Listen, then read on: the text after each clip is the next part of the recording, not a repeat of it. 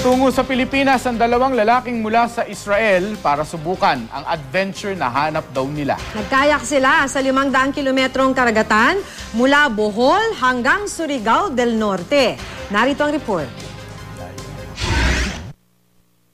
Sa loob ng 10 araw, 500 kilometrong karagatan ang nilakbay ng dalawang turista mula Israel sa pamamagitan ng pagsasagwan. Sakay ng kanilang kayak, nakapaglakbay sina Dror Galron at Raanan Dagan mula Bohol hanggang Surigao del Norte. We wanted to explore the area and meet the people here in the Philippines.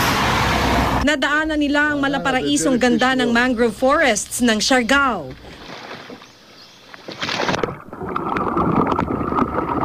At nakipaglaro sa mga jellyfish sa Sohoton sa Socorro, Surigao del Norte.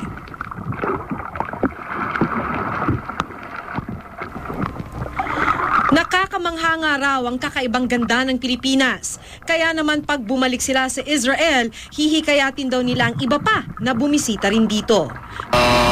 We know it's a country with many islands and really nice people here, also for the fun and for the sports and for the challenge.